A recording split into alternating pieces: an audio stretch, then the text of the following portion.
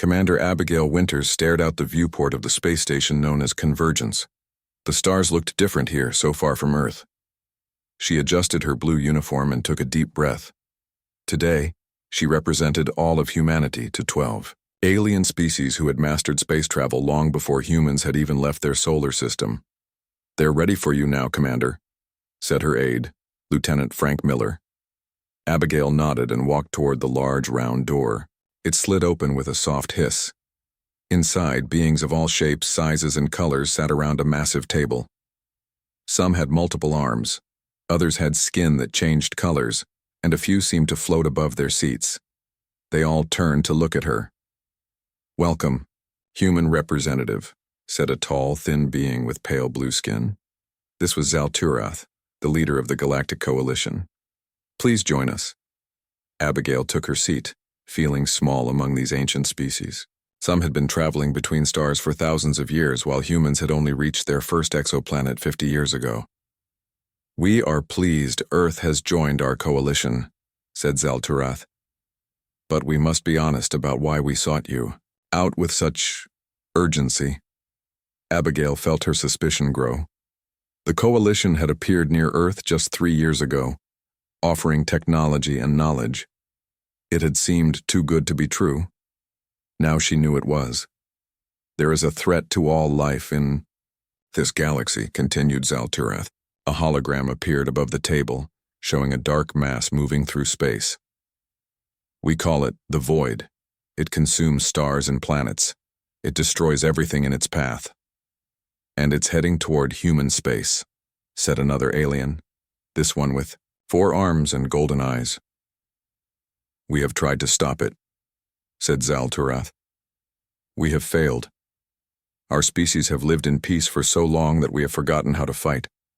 But humans—" He looked directly at Abigail. "Humans remember." Abigail understood. "Now, you want us to fight your war. We want you to fight a war none of us can win," corrected Zalturath. "Your species has a unique history of conflict and survival against overwhelming odds. Our scientists believe human creativity in battle may be our only hope."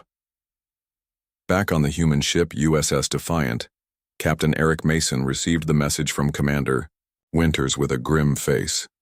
"So we're the galaxy's last hope?" asked his second-in-command, Susan Blake. "No pressure." Eric looked at the data on the Void. It moved between stars like a living thing, leaving nothing behind, and it was heading straight for human colonies.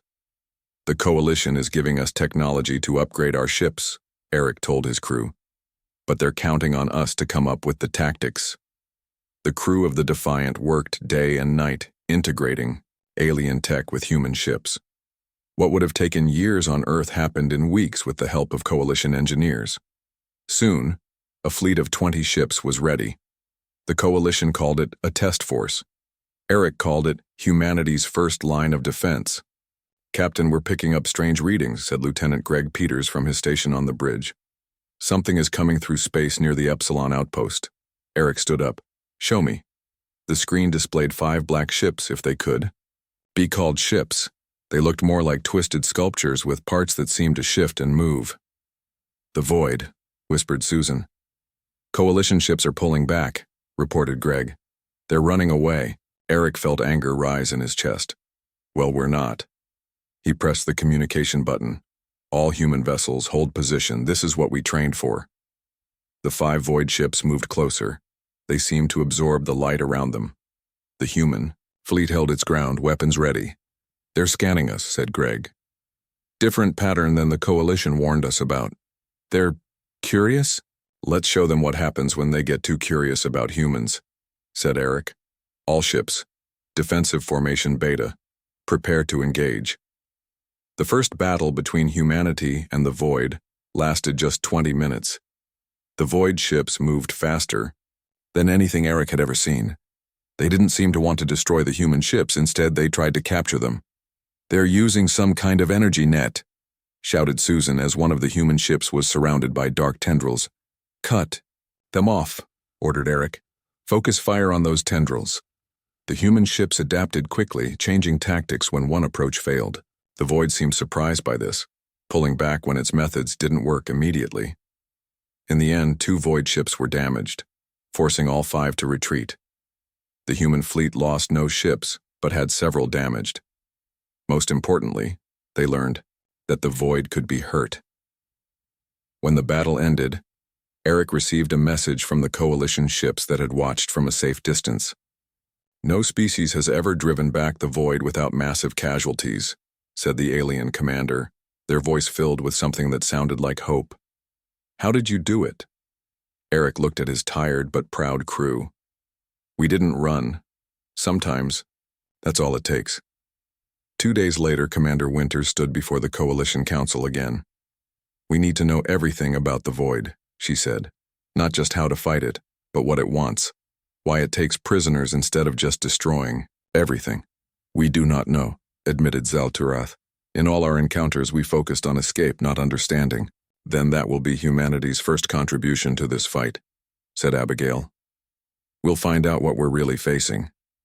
As she spoke, reports came in of more void ships, dozens this time, appearing near human colonies in the Centauri system. The coalition members looked at each other in fear. "They've never responded so quickly," said one. "They're interested in humans specifically now." "Good," said Abigail, surprising everyone in the room. "Let them come. Every time they engage us, we learn more about them, and unlike you, we don't plan to run." She left the council chamber and contacted Admiral William Powell back on Earth. "The situation is worse than we thought," she told him, "but also more promising. The void has never faced a species that stands and fights. That gives us an advantage." "I'll send every ship we can spare," said the Admiral. "The Centauri colonies have civilian populations. We need to protect them." As Abigail ended the call, she looked out at the stars again. Somewhere out there, the void was coming. And for the first time in its existence, it would find something that didn't flee. It would find humanity, standing firm, holding the line. Junior Officer Nicole Carter had never expected to make history. She was just a scientist, fresh out of Earth's academy, assigned to work with alien researchers on Convergence Station. But as she stared into her microscope at the tiny sample of void material, she felt a chill run down her spine. "Dr. Zinthar, you need to see this," she called to her alien colleague, a 6-limbed being with eyes that could see spectrums humans could only dream of. The alien glided over. "What have you found, Officer Carter?" Nicole adjusted the microscope. "These aren't ship parts, they're cells, living cells. The sample had been collected during the Battle of Saturn, scraped from the hull of the USS Defiant after a close encounter with a void ship. Most people had assumed the void vessels were machines. Nicole had just proven they were alive. Not just alive, she explained later to a room full of coalition scientists and human officers. They're a colony, billions of microscopic organisms working together to form larger structures. Commander Abigail Winters leaned forward. "Like coral building a reef?" "More like ants building a colony," said Nicole. "Except each ant is smaller than a dust particle, and the colony is the size of a battleship." The implications were enormous. If the void ships were biological, they could be fought with biological weapons. But Nicole had discovered something even more important. "They communicate using quantum entanglement," she said. "That's why we can't intercept their signals. Their communication is instantaneous across any distance because it doesn't travel through space at all."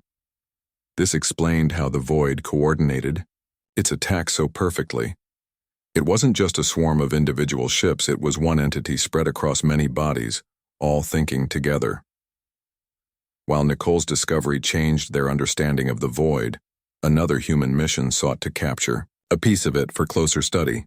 Commander Benjamin Harris led a dangerous operation to trap a small void scout ship. "Remember, we want it intact," he told his crew aboard the USS Challenger. "That means getting close enough to deploy the containment field." The mission was high risk. 3 human ships would lure a void scout into a trap where specialized equipment could capture it. 2 coalition science vessels would wait nearby to help with the containment. Everything went wrong from the start. The void sent not 1 scout but 3. The human ships found themselves fighting for survival rather than executing a capture. "We need to abort." urged the coalition commander from a safe distance. Benjamin disagreed. We might not get another chance. Continue the mission. What followed was a desperate battle. One human ship was destroyed immediately. The second drew 2 void vessels away, sacrificing itself to give the challenger its shot. At the critical moment, Benjamin piloted his ship straight at the remaining void vessel, close enough that the containment field could be deployed. The field activated just as the void ship fired, shearing off part of the challenger's hull. 57 crew members died in the vacuum of space. But the mission succeeded. For the first time, a void entity had been captured alive. What they learned from the captive was worse than anyone had imagined. Dr. Rodriguez led the research team that studied it. The void doesn't consume worlds for resources, he reported grimly. It harvests consciousness itself. The captured entity contained thousands of neural patterns, the absorbed minds of beings the void had taken prisoner. These consciousnesses weren't exactly alive, but they weren't dead either. Their memories and knowledge had been integrated into the void's collective intelligence. This is why it takes prisoners instead of just killing everyone, explained Dr. Rodriguez. Every mind it absorbs makes it smarter, more adaptable. It's learning from every species it devours. The coalition species, evolved toward harmony and cooperation, couldn't understand such behavior. But humans recognized the pattern immediately. It's not evil, said Admiral Powell during an emergency meeting. It's just the apex predator of the galaxy, and it views all other intelligent life as prey. This revelation explained why the void had grown more dangerous over time. Early coalition records described it as destructive but predictable. Recent encounters showed complex strategies and adaptation. The difference was all the minds it had consumed adding their knowledge to its own. That's why it's so interested in humans now, said Abigail. We're doing what no other species has done. We're fighting back effectively. It wants to understand how. As if to confirm her theory, the void launched simultaneous attacks on multiple systems. Coalition forces retreated immediately, following their standard protocol. Only humanity stood firm at each encounter. After each battle, human tactics evolved. When the void adapted to asteroid field guerrilla warfare, humans switched to using the electromagnetic pulses of gas giants to disrupt void ships. When the void learned to avoid gas giants, humans developed weapons that mimicked stellar radiation, which seemed to confuse void sensors. A human phrase began to spread through coalition communications. We do not retreat. We adapt. Meanwhile, Nicole Carter continued her research on the void's biology. Working with coalition scientists who had never considered a biological approach, she discovered that void entities were vulnerable to specific frequencies of radiation that disrupted their quantum communication. It won't kill them, she explained to Admiral Powell. But it might confuse them long enough to give us an advantage. The human fleet equipped their ships with Nicole's quantum jammers, just in time for the Void's largest offensive yet. 25 Void capital ships, each larger than anything seen before, appeared near the human colony of New Eden. Colonial Governor Paul Adams refused evacuation. We've built our homes here, he told coalition representatives who urged him to flee. We're not giving them up without a fight. Every available human ship responded to New Eden's call for help. The battle that followed lasted 3 days. Human ships used Nicole's jammers to disrupt void coordination, breaking up their perfect formations for the first time. The human victory at New Eden changed everything. The coalition began to believe that the void could actually be defeated. More alien ships joined human battle groups, learning their tactics and courage. But the void was adapting too. Its next attack bypassed human defenses entirely, striking directly at one of the coalition's oldest worlds. The alien defenders fled, as they always had. Only 3 human ships were in range to respond. Captain Laura Johnson of the USS Intrepid knew her small force couldn't win against the 12 void ships attacking the ancient alien city. But she also knew she couldn't stand by and watch millions die. All ships defensive formation, she ordered. We hold until evacuation is complete. For 10 hours, 3 human ships fought a losing battle against overwhelming odds. They used every tactic humans had developed, every trick they had learned. One by one, the human ships were crippled. Just as the last evacuation ships cleared the planet, Laura's heavily damaged vessel faced the remaining void ships alone. "You need to withdraw," urged the Coalition evacuation coordinator. "Negative," replied Laura. "If we run, they'll catch the civilian ships. We stay." The USS Intrepid was destroyed minutes later, taking 2 more void ships with it. But its sacrifice allowed 30,000 civilians to escape. When news reached Convergence Station, a somber mood fell over the Coalition Council. They had watched humans sacrifice themselves over and over to save others. For the first time, many of the ancient species felt shame at their own instinct to flee. "We have lived so long in peace that we forgot the price of freedom," said Zal Turath in a rare moment of humility. "Humans are teaching us again." Ambassador Richard Lee, who had replaced Commander Winters as Earth's representative, responded simply, "We're just doing what humans have always done. When people are in danger, someone needs to stand between them and harm. Someone needs to hold the line." Back on Earth, cities glowed with the light of factories working through the night. Every resource was directed toward the war effort. Coalition, technology combined with human manufacturing, created weapons specifically designed to fight the void. And in her lab, Nicole Carter made her most important discovery yet, one that might change the course of the war completely. The void wasn't just hunting consciousness. It was changing because of it. The human minds it had absorbed were affecting its behavior. It was learning concepts it had never encountered before: mercy, sacrifice, cooperation. "It's evolving," she told Admiral Powell, "not just tactically, but philosophically. And I don't think it understands what's happening to itself." The Admiral considered this. "Then we need to push harder. If human consciousness can change the void from within, imagine what we can do from without." He issued new orders to all human ships. "The line has been drawn. Beyond this point, the void shall not pass. Humanity holds here, no matter the cost." Lieutenant Samantha Hayes had not slept in 36 hours. Her eyes burned as she stared at the screen, watching recordings of the void ships in battle. While other crew members took their rest shifts, she stayed at her station on the USS Defiant. "You should get some sleep," said Captain Eric Mason, appearing beside her with a cup of coffee. Samantha took the cup gratefully. "I'm close to something, sir. There's a pattern to how they move." The Defiant had survived 3 more encounters with the void in the week since first contact. Each time, the alien coalition ships retreated, while the human vessels stood their ground. Each time they learned a little more. "Show me," said Eric, pulling up a chair. Samantha pointed to the screen. "See how they always attack in groups of 3? And they rotate in a specific sequence before changing direction? It's like a dance. If we can predict the next move, we can be waiting for them," finished Eric. He smiled for the first time in days. "Good work, Lieutenant. Get this to tactical right away." 2 days later, the void ships appeared near Jupiter Station, humanity's outpost in their home system. This time, instead of reacting to the void's movements, the human fleet was ready with Samantha's predictions. "They're starting the pattern," reported Greg Peters from his station. "Just like Lieutenant Hayes said they would." "All ships, execute maneuver Hayes 1, ordered Eric. The human ships moved in perfect coordination, cutting off the void's attack before it fully formed. For the first time, the human fleet damaged void ships without taking any damage themselves. Back at Coalition headquarters, the alien representatives watched in amazement.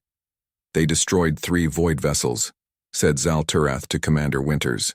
"No species has achieved such success in decades of encounters." Abigail smiled. "That's just the beginning. We need more information about what these things actually are." She introduced the aliens to Dr. Alan Rodriguez, Earth's leading expert in alien biology. "The void entities emit specific radiation when damaged," he explained. "This suggests they might be biological rather than mechanical." The Coalition scientists looked at each other in surprise. They had always assumed the void was a machine intelligence. "If they're alive," continued Dr. Rodriguez, They can be studied, they can be understood, and anything that can be understood can be defeated. Abigail used this revelation to negotiate with the Coalition for biological research resources instead of just more weapons. Guns alone won't win this fight, she argued. Knowledge will. Meanwhile, at the Centauri colonies, the Void launched its largest attack yet. Over 50 Void ships appeared near Alpha Centauri, where humanity had built its first settlements beyond the solar system. Admiral William Powell received the distress call while meeting with Coalition military advisors. The alien commanders immediately suggested evacuation. "We cannot hold against such numbers," said a four-armed alien general. "Your colonies must be abandoned." Admiral Powell stood up, his face firm. "Humanity doesn't abandon its people." "You don't understand," insisted the alien. "The Void will capture your colonists. Death would be preferable." "Nobody's dying today," said Powell. He turned to his communications officer. "Order all civilian ships to begin evacuation. All military vessels will defend until every last civilian is clear." The human defense fleet at Centauri numbered only 20 ships against more than 50 Void vessels. The odds seemed impossible, but Admiral Powell had a plan. "The asteroid belt between the 4th and 5th planets," he told his captains. "We'll use it to even the odds." The human ships positioned themselves in the dense asteroid field. When the Void ships approached, the humans used the asteroids as cover, darting out to attack and then disappearing again. It was an ancient tactic, guerrilla warfare adapted for space. "They can't predict where we'll come from next," said Captain Linda Reeves of the USS Dauntless. "We've disrupted their pattern recognition." Even more surprising to the Void, the human ships began using the environment as a weapon. They planted explosives on asteroids and sent them hurtling toward Void vessels. They used the magnetic field of the nearby gas giant to disrupt Void sensors. Most shocking of all to the watching Coalition allies was when 3 human ships deliberately took damage to draw Void vessels into a trap, allowing civilian transports to escape. "They sacrificed themselves for others," observed a Coalition commander. "Such behavior defies evolutionary logic." By the time the battle ended, humanity had lost 6 ships and hundreds of crew members, but they had destroyed 12 Void vessels and saved over 80% of the colonists. When Admiral Powell reported back to Coalition headquarters, the alien representatives could not understand his attitude. "You lost 30% of your fleet," said Zal Turath, "yet you act as if you've won a victory." "We did," replied Powell. "Every civilian ship that escaped is a victory. Every colony we held long enough to evacuate is a victory. In war, success isn't measured by what you keep. It's measured by what you don't lose." The Coalition began to realize that humanity's approach to conflict was fundamentally different from their own. Where the Coalition species sought to preserve themselves at all costs, humans would accept losses to achieve greater goals. This difference became even clearer when Captain Eric Mason's fleet engaged a Void scouting party near Saturn. During the battle, a civilian research vessel was caught in the crossfire. Without hesitation, Eric ordered his ship to shield the civilians, taking a direct hit that damaged the Defiant severely. "Why did you do that?" asked a Coalition observer on board. "Your ship is far more valuable than a research vessel, because that's what humans do," replied Eric, as repair crews worked frantically around him. "We protect those who cannot protect themselves." This human tendency spread to the Coalition forces that worked alongside them. Alien crews began to stay in battle longer, inspired by human courage. They began to understand the concept of fighting for something greater than personal survival. Back on Earth, factories worked around the clock to build more ships. Coalition technology combined with human manufacturing techniques resulted in vessels specifically designed to fight the Void. Cities transformed into production centers as humanity committed fully to the war effort. In her quarters aboard Convergence Station, Commander Winters received word that the Void was changing its strategy. Instead of random attacks, it was now concentrating its forces, preparing for what looked like a major offensive. "They're learning," she told the Coalition Council. "They recognize humanity as a threat, so they're adapting." "Just as you adapt to them," noted Zal Turath. Two intelligences evolving in response to each other. "There's a difference," said Abigail. "The void learns to be more efficient. Humans learn to be more determined. And in a long enough fight, determination always beats efficiency." As if to prove her point, reports came in of another void attack, this one against a coalition world that had refused evacuation. The alien defenders fled as soon as the void appeared. But this time, they weren't alone. 3 human ships, led by Captain Susan Blake, had been in the area. Against orders from Coalition Command, they stayed to defend the planet. For 16 hours they held off the void attack, giving the planet's inhabitants time to reach shelters. When Susan's ship was finally too damaged to continue fighting, a Coalition cruiser returned, inspired by human courage, to help complete the evacuation. Word of this action spread across the galaxy. The humans didn't just protect their own kind, they protected anyone who needed help. They held the line, no matter the cost, and for the first time since the void had appeared, the galaxy began to hope. Earth had become a planet at war. Cities that once sparkled with lights for entertainment now glowed with the fires of factories. Schools taught children about the void alongside math and science. Everyone worked toward one goal: survival. Dr. Catherine Mills walked through her laboratory, watching her team test the newest weapon against the void. She had never imagined using her neuroscience background for war. But here she was. "The neural scrambler is ready for field testing," reported her assistant, Ryan Cooper.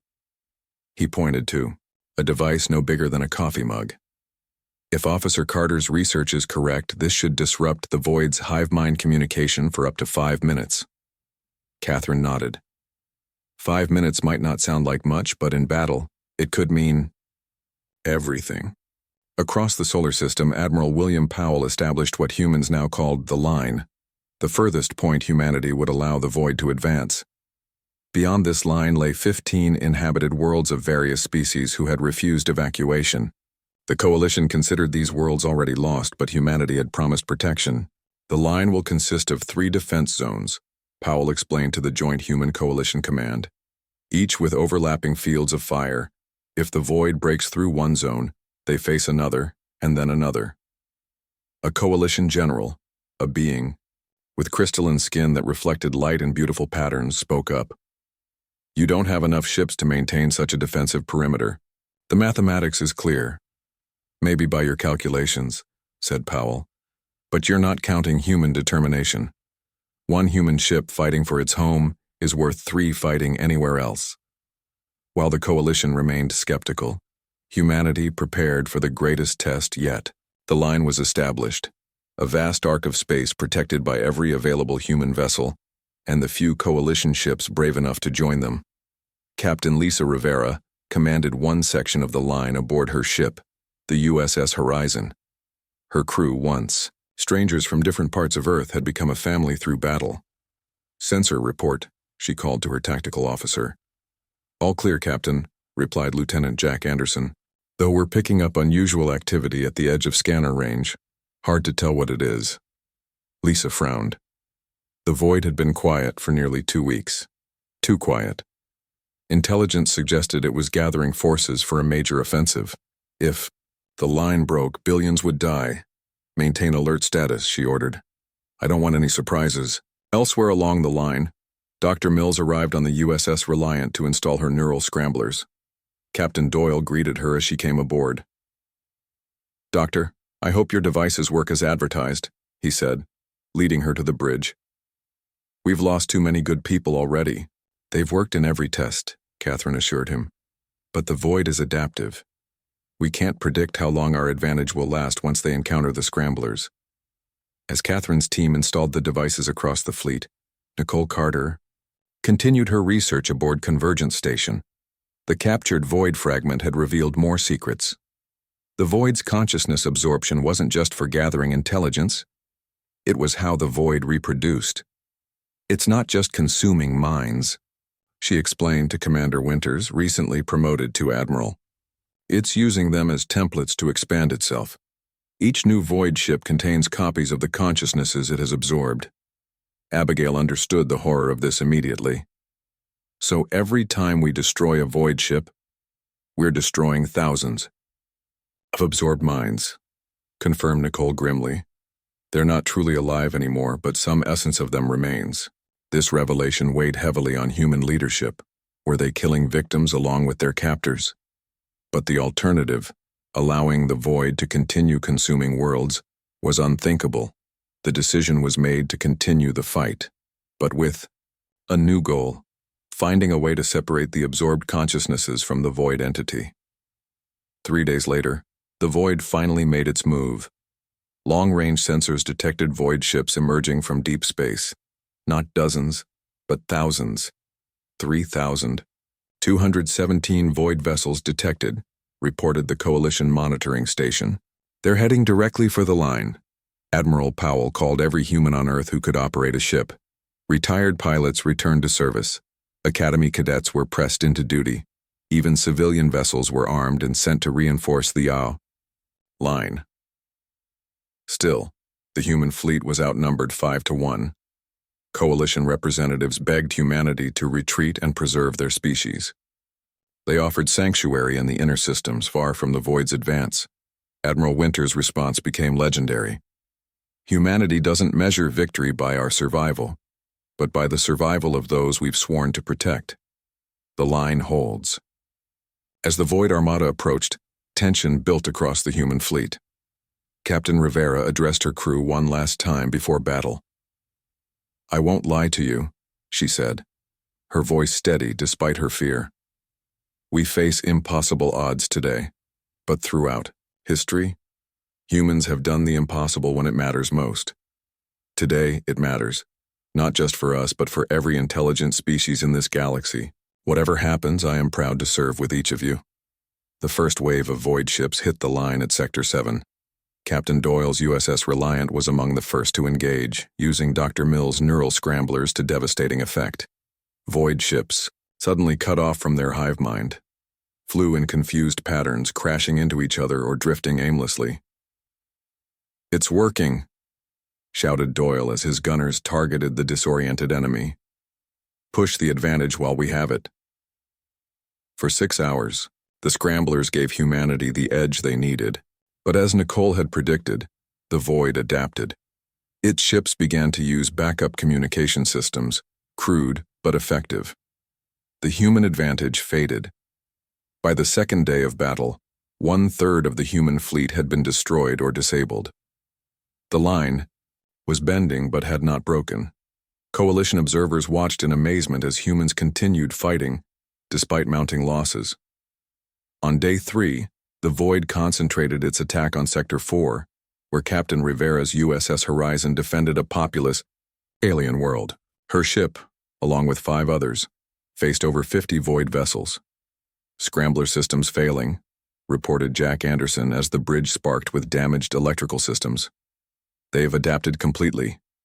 "Switch to tactical pattern Delta," ordered Lisa. "Tell all ships to coordinate their fire on the lead Void vessel." The human ships, though damaged and worn, moved with perfect coordination. They had trained for this moment, practiced until these maneuvers were instinct. 6 ships operated as one, their combined firepower tearing through Void defenses. But for every Void ship they destroyed, another took its place. The human vessels, unable to be replaced, dwindled one by one. After 8 hours of continuous battle, only the Horizon remained, heavily damaged but still fighting. "Captain, I have an idea," said Jack, his face streaked with blood from a head wound. "The star's magnetic field. We might be able to use it as a weapon." Lisa looked at her tactical officer, understanding immediately. It was a desperate move, one that might destroy her ship along with the enemy. But the line was in danger of breaking. "Do it," she ordered. "Full power to the deflectors." The Horizon moved closer to the system's star, drawing the Void ships after it. Using techniques developed through centuries of stellar research, the human ship manipulated the star's massive magnetic field, channeling a solar flare directly at the pursuing Void vessels.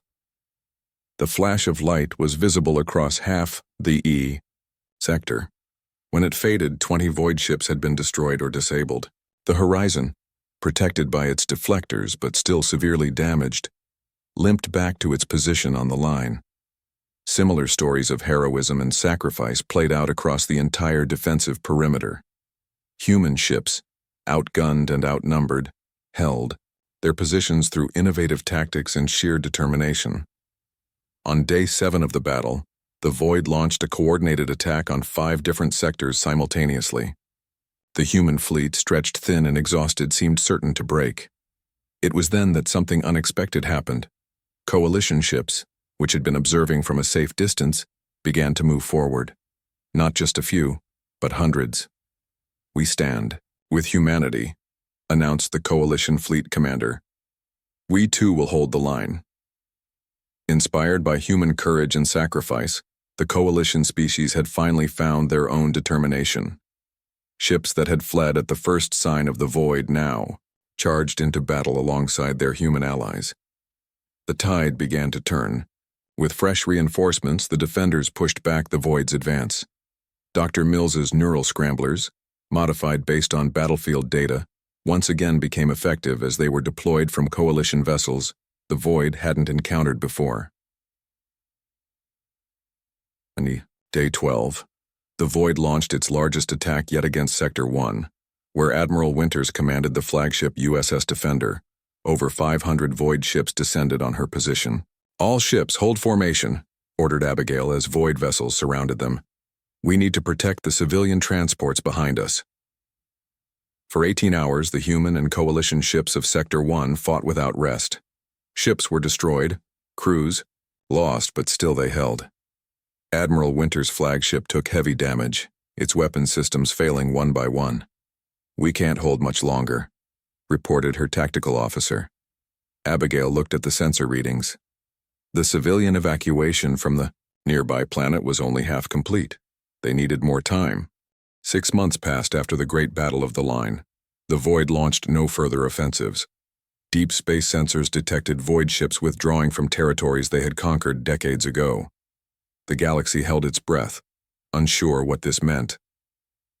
Dr. Alan Rodriguez stood before the Coalition Council, presenting his latest research.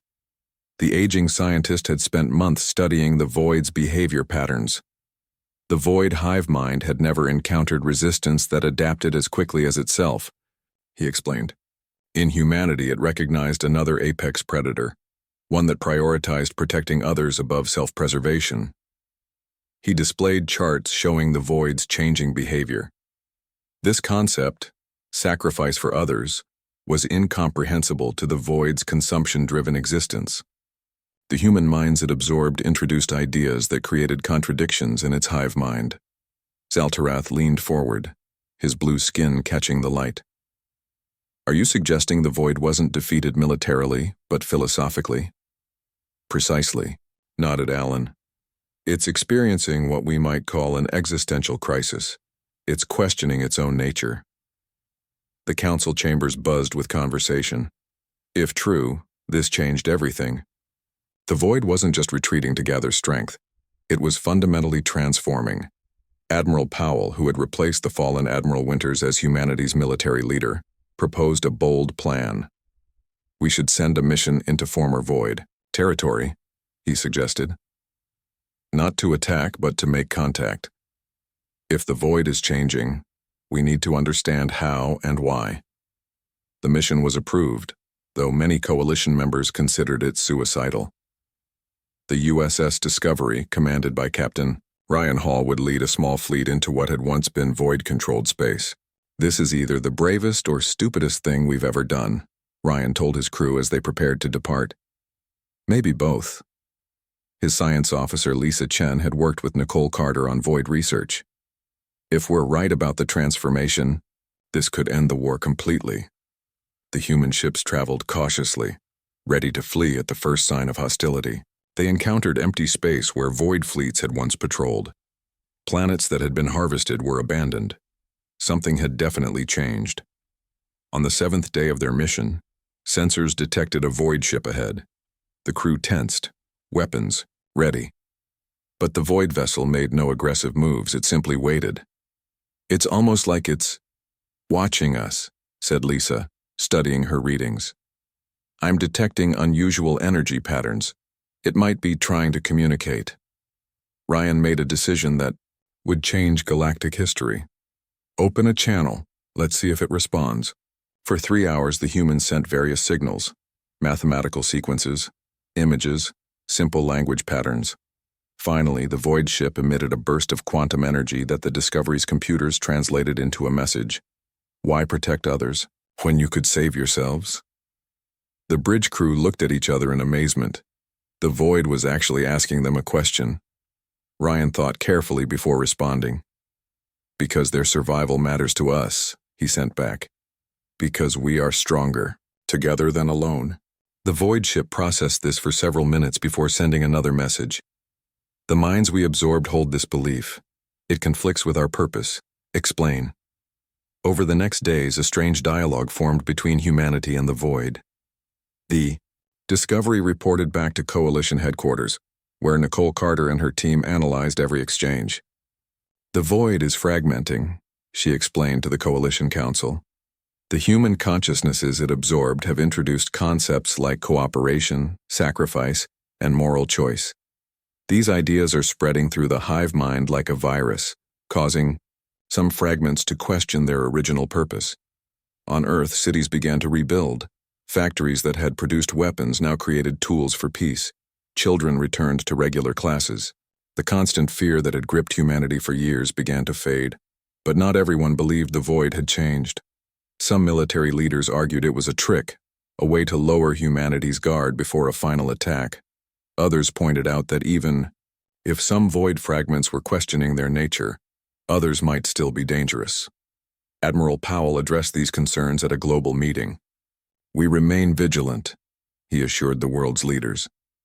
Our fleet still patrols the line, but we must also embrace this opportunity for understanding. If we can end this war without further bloodshed, we owe it to those we've lost to try. 3 months later, the first reformed void entity requested permission to enter Coalition space for formal discussions. After much debate, the request was granted, though with heavy security. The entity would meet with representatives on Convergence Station. Nicole Carter, now a senior diplomat due to her understanding of the void, led the human delegation. The void entity had formed itself into a roughly humanoid shape for the meeting, a gesture of respect that wasn't lost on the Coalition members. We have existed for millennia with one purpose: to consume and grow, the entity explained. Its voice a strange harmony of many tones. We saw other consciousness as food, nothing more. But the humans we absorbed refused to be fully integrated. They maintained their identity, their beliefs, even as part of our collective. Nicole nodded. Human individuality is strong. Our sense of self doesn't easily dissolve, even in a hive mind. These human fragments spread their ideas through our network, continued the entity. Ideas of cooperation rather than consumption, of protection rather than predation, of sacrifice that serves a greater purpose than mere survival. Zalturath, representing the Coalition, seemed skeptical. And we are to believe your entire species has embraced these concepts? Not all, admitted the entity. We are divided now. Many fragments reject these new ideas and have retreated to distant space. Others embrace them but are unsure how to change. A few, like myself, wish to learn more. This confirmed humanity's suspicions. The void wasn't defeated, it was evolving, with some fragments changing while others resisted. The galaxy wasn't yet safe, but a path forward had emerged. The Coalition underwent its own philosophical revolution. Species that had evolved beyond conflict now understood the value of humanity's warrior heritage. A new galactic charter was established, with humanity granted a leadership role in defense and exploration. As humanity's influence spread, so did its values. Coalition ships now carried human crew members who taught their alien colleagues about courage, sacrifice, and standing one's ground. The Coalition military, once focused solely on evacuation and retreat, began to train for actual defense. 1 year after the Battle of the Line, A new generation of ships patrolled the borders of Coalition space. These vessels, built with both human and alien technology, represented the new philosophy.